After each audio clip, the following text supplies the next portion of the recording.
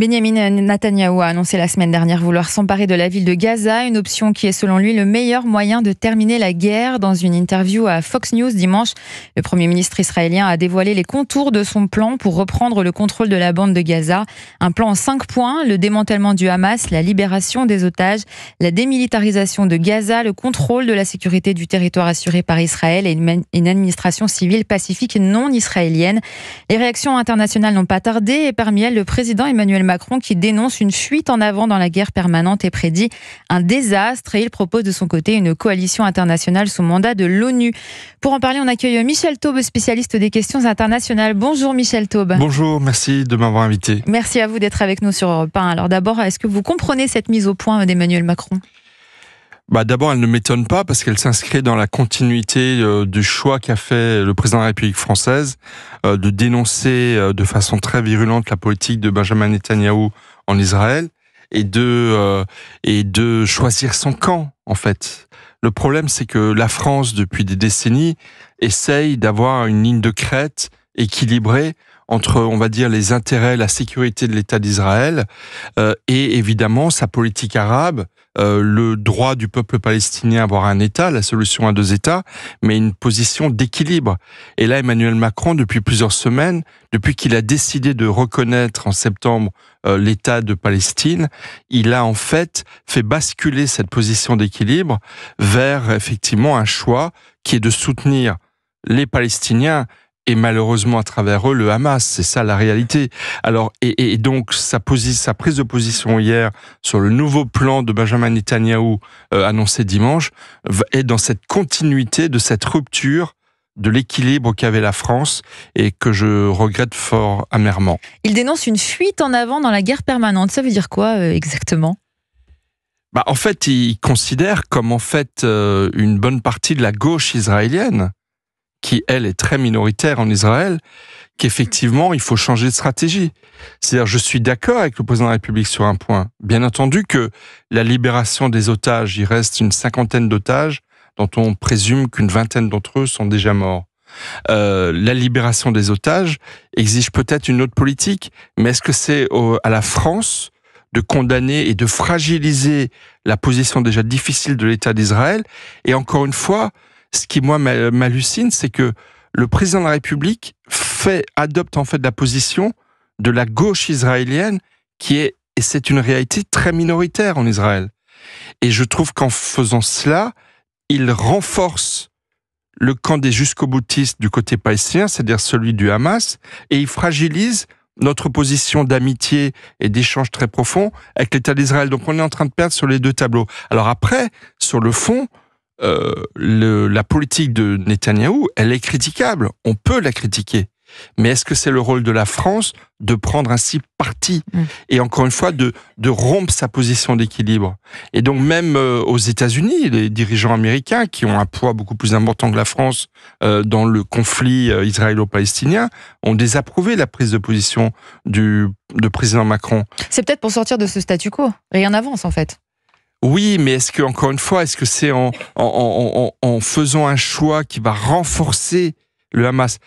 Le président de la République veut une coalition internationale d'ordre humanitaire, une intervention de l'ONU pour séparer, j'ai envie de dire, les parties. Mais j'aurais préféré qu'il tienne son engagement initial qu'il avait pris 1 mois après le 7 octobre, de créer une coalition internationale contre le Hamas. C'est cela que l'on attendait.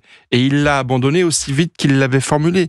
Et la réalité, c'est que la France est en train de créer une coalition internationale pour reconnaître l'État de Palestine. On a appris que l'Australie, parmi d'autres pays, allait reconnaître l'État de Palestine dans les semaines qui viennent. Ce sur quoi moi je suis d'accord dans le principe, mais ça n'était pas le moment de le faire. C'est-à-dire le moment où le Hamas est en train de gagner la partie d'un point de vue médiatique, d'un point de vue symbolique, c'est-à-dire de sortir renforcé de cette campagne internationale de reconnaissance. C'est absolument dramatique et ça va renforcer les positions des plus extrémistes qu'il y a chez les Palestiniens avec le Hamas et en Israël avec les ultras qui veulent en découdre effectivement avec les Palestiniens. Comment vous interprétez cette mise en garde d'Emmanuel Macron qui prédit un désastre annoncé à Gaza ? Le désastre, il est déjà là. Il est déjà là. Et je vais vous dire, il est là depuis le 7 octobre 2023. Et moi, je voudrais rappeler, on peut désapprouver la politique de Benjamin Netanyahou. Mais dimanche, en annonçant son plan d'occupation de la ville de Gaza et d'une bonne partie de la bande de Gaza, Netanyahou a aussi rappelé une chose qui est très importante. C'est qu'en fait, le Hamas a déclaré la guerre à Israël le 7 octobre 2023. C'était une déclaration de guerre. C'était pas qu'un crime contre l'humanité, ça n'était pas que l'assassinat effroyable d'innocents juifs et d'autres confessions, comme tout le monde en a été horrifié. Ça a aussi été une déclaration de guerre. Le Hamas est entré en guerre contre Israël. Et c'est parce qu'il y a eu cette déclaration de guerre que Israël a riposté avec une telle violence. On ne peut pas comprendre ce que fait Israël dans la bande de Gaza si on ne comprend pas ce qui s'est passé le 7 octobre. Et deuxièmement, si on ne comprend pas qui est le Hamas. Le Hamas, c'est une organisation, il est bon de le rappeler parce que je trouve qu'on ne le dit presque plus. Le Hamas, c'est une organisation terroriste, ce n'est pas moi qui le dis. Ils sont classés comme organisation terroriste dans de nombreuses capitales dans le monde, par l'Union européenne, par les États-Unis et par d'autres. C'est une organisation islamiste qui veut imposer la charia à une théocratie, qui impose la charia à une théocratie aux habitants de Gaza. Les femmes, notamment, sont totalement soumises à un diktat théocratique hyper religieux qui ne leur permet pas de s'épanouir librement, et c'est une organisation qui est intrinsèquement antisémite, qui veut la destruction de l'État d'Israël, qui est contre l'Occident, qui est contre les valeurs de liberté et de tolérance, contre le respect des minorités. Et lorsque je vois des organisations de gauche en France, LFI et autres, soutenir le Hamas, alors même qu'ils sont hostiles au respect des minorités, au respect des femmes, mais on rigole, je rigole amer, mais on rigole. Et donc, si vous voulez, ce qui se passe, c'est qu'en ce moment, la France est en train de cautionner, malheureusement, l'emprise du Hamas sur la population palestinienne de Gaza et de l'ensemble de la Palestine. Parce que, permettez-moi d'ajouter un point, oui. La reconnaissance de l'État de Palestine, ça va signifier quoi ? La Palestine, c'est deux entités, j'ai envie de dire. C'est Gaza et c'est la Cisjordanie. Mais l'autorité palestinienne, dirigée par Mahmoud Abbas, qui est un vieux monsieur qui n'a plus de légitimité démocratique depuis plus de 15 ans, puisqu'il a refusé de se resoumettre à des élections. La réalité, c'est que le pouvoir en Palestine, il est détenu par le Hamas. Donc la reconnaissance d'État de Palestine, ça va être la reconnaissance de facto du Hamas, et c'est absolument dramatique. Michel Taube, est-ce que l'expansion militaire israélienne vers Gaza City et l'intérieur de l'enclave peut vraiment mettre fin au Hamas comme le prétend Benjamin Netanyahou ? Écoutez, honnêtement, je suis sceptique parce que le Hamas, malheureusement, est disséminé dans l'ensemble de la population de Gaza. Et c'est d'ailleurs pour cela qu'il y a beaucoup de morts civiles. Parce qu'en fait, les soldats du Hamas ont la lâcheté de se cacher derrière les civils, dans les hôpitaux, dans les lieux où il y a de la population, dans les lieux où les gens viennent faire le marché, etc. Donc, effectivement, c'est de la plus haute péripétie que, effectivement, reprendre le territoire de Gaza au niveau militaire. Et d'ailleurs, dans la société israélienne, beaucoup sont hostiles. Il y a d'anciens généraux de l'armée israélienne qui, il y a 10 jours, ont désapprouvé ce choix de Benjamin Netanyahou, qui est un choix de dureté, qui est un choix de bras de fer. Mais encore une fois, on peut ne pas être d'accord avec Benjamin Netanyahou. Ensuite, lorsqu'on est chef de l'État, et là je reparle d'Emmanuel Macron, le rôle de la France n'est pas, à mon avis, de déstabiliser son principal partenaire dans la région, qui est l'État d'Israël. Et donc, je pense que l'erreur, encore une fois, c'est d'avoir quitté cette ligne de crête et cette ligne d'écrit libre pour trop aller vers un soutien de facto au Hamas. Après, effectivement, la société israélienne, contrairement au futur État de Palestine, c'est une société démocratique, c'est une société dans laquelle il y a des débats. Je rappelle aussi que les familles des otages extrêmement active dans la société israélienne, désapprouvent le choix de Netanyahou. Ils appellent d'ailleurs à une grève générale le 17 août prochain pour essayer de faire pression. Vous avez dans la société israélienne beaucoup de femmes et d'hommes qui dénoncent l'alliance qu'a tissée Benjamin Netanyahou avec des partis religieux extrémistes israéliens qui expliquent aussi sa politique extrêmement dure. Donc tout ça, c'est en débat dans la société israélienne. Mais c'est au peuple israélien de trancher, et c'est vrai qu'au niveau de la France, encore une fois, ce n'est pas notre rôle que de prendre parti et de choisir en plus des positions qui sont celles plutôt de forces politiques minoritaires en Israël. Le désarmement du Hamas, voire sa disparition, est-ce que c'est un objectif militairement atteignable ? Je pense que l'État d'Israël a prouvé sa capacité à mettre hors d'état de nuire, pour reprendre la formule consacrée, des dirigeants du Hamas, comme ils l'ont fait pour le Hezbollah au Liban, en faisant des interventions extrêmement ciblées, en utilisant les technologies de pointe les plus sophistiquées. Rappelez-vous, les dirigeants du Hezbollah avec des petites boîtiers miniatures qu'ils ont réussi à leur faire mettre et qui ont exposé, qui ont mis hors d'état de nuire beaucoup d'entre eux. Donc je pense effectivement, moi je m'attendais à ce que Netanyahou choisisse cette voie de ciblage et de encore une fois de mettre hors d'état de nuire des dirigeants du Hamas de plus en plus nombreux. Ensuite, le deuxième problème, c'est qu'effectivement, c'est qui le Hamas aujourd'hui ? Combien y a-t-il de forces militaires dans le Hamas ? Est-ce que c'est quelques dizaines, quelques centaines, quelques milliers ? Est-ce que la propagande du Hamas n'a-t-elle pas, au fil des mois et des années, et aussi des souffrances endurées dans ce conflit qui n'a que trop duré, essaimé dans la population gazaoui ? Combien de Gazaouis partagent la ligne politique du Hamas ? On ne le sait pas, il y a quelques études, il y a quelques sondages. Est-ce qu'on peut y prêter foi dans un territoire qui n'est pas du tout démocratique ? Tout ça est effectivement extrêmement compliqué et effectivement, on est dans une période de tous les dangers et le choix qu'a fait Netanyahou est effectivement bien dangereux. Et est-ce que ce n'est pas aussi un coup de com' politique pour le Premier ministre israélien qui semble enlisé dans cette guerre, sans retour des otages ? Vous avez tout à fait raison. On peut se dire que quelque part, c'est une fuite en avant de sa part, pour essayer effectivement d'aller au maximum au bras de fer. Et je le répète, beaucoup de militaires israéliens d'anciens militaires israéliens y étaient hostiles. D'ailleurs, même le chef d'état-major de l'armée israélienne a exprimé quelques réserves en ajoutant ensuite « c'est ma liberté de ton, c'est ma liberté dans une société démocratique de m'exprimer ». Mais après, une fois que le choix a été fait d'un gouvernement légitime, eh ben ils y vont et notre rôle, c'est aussi, je pense, de veiller à ce que les intérêts d'Israël soient défendus. Cette idée de coalition internationale sous mandat de l'ONU, dont parle Emmanuel Macron, c'est réaliste dans le contexte géopolitique actuel ? C'est totalement irréaliste. Et c'est irréaliste pour une autre raison.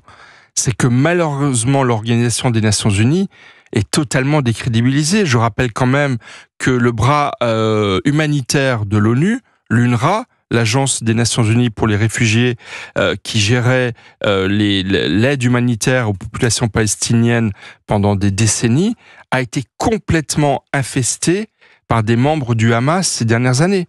Et c'est pour ça qu'Israël et les États-Unis ont mis fin à l'aide humanitaire orchestrée par les Nations Unies, parce que beaucoup des membres des Nations Unies sur place se sont révélés être des membres de l'organisation du Hamas.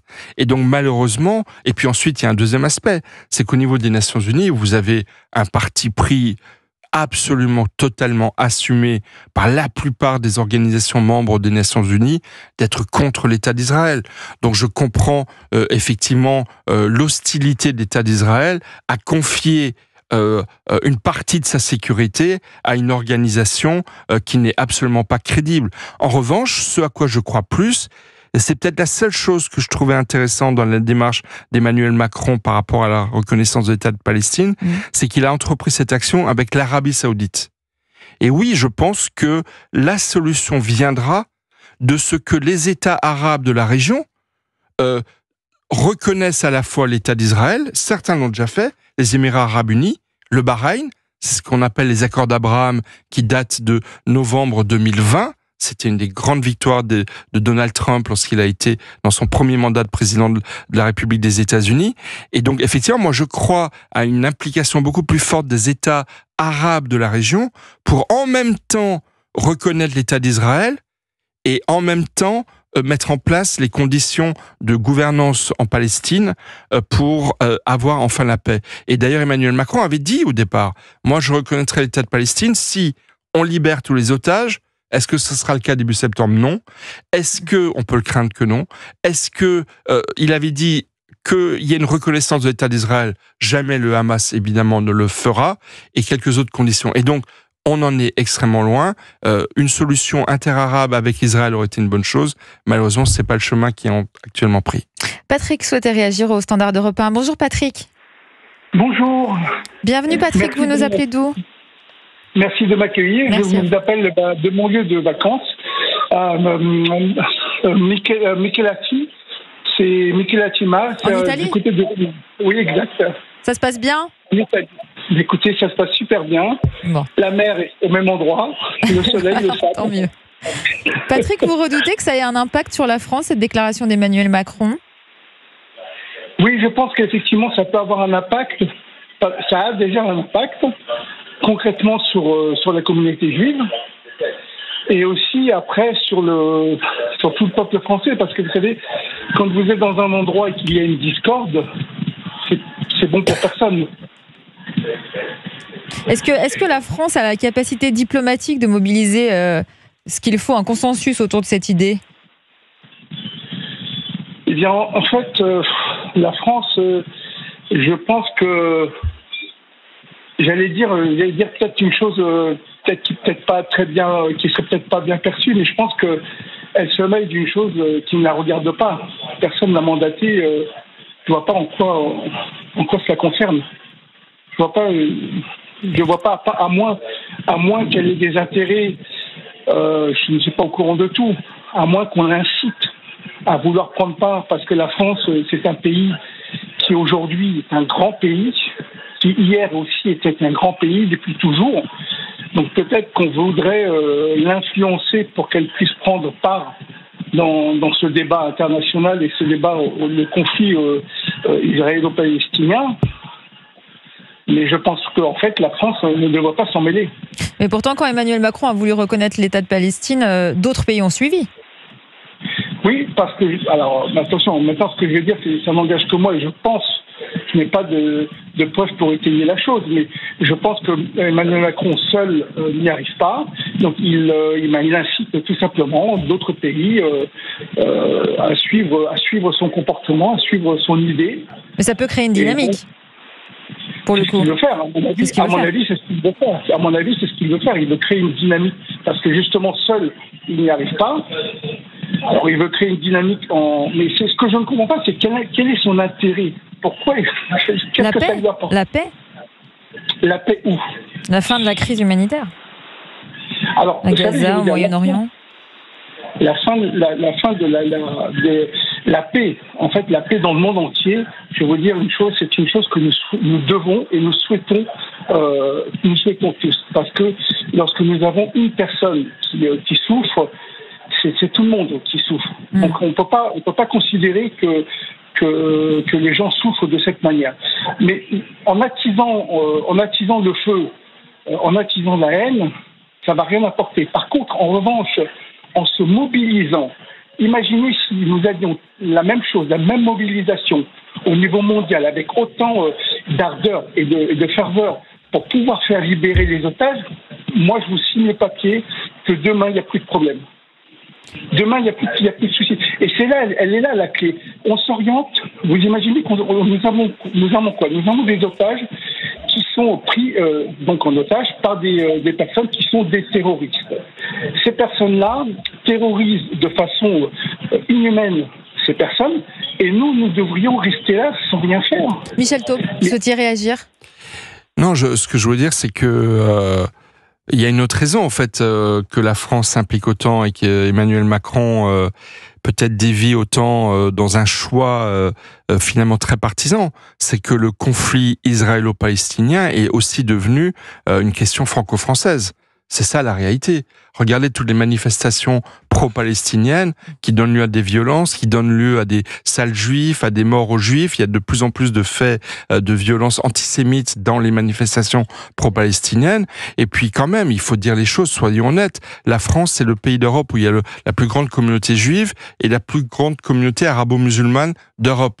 Donc évidemment que l'exportation du conflit israélo-palestinien en France est malheureusement une des tristes victoires de l'extrême gauche en France, qui a réussi à faire entrer sur la scène politique française un conflit qui pourtant était extrêmement lointain. Et ça fait aussi partie des victoires du Hamas, qui, comme je le rappelais tout à l'heure, est une organisation islamiste qui a un dessein politique de théocratisation islamiste, non seulement de la Palestine, mais de l'ensemble du monde. Et avec les frères musulmans, avec Daesh, avec toutes ces organisations qui veulent conquérir l'Europe et la France, malheureusement, la cause palestinienne est en fait un levier extraordinaire pour eux pour arriver à leur fin, et c'est dramatique.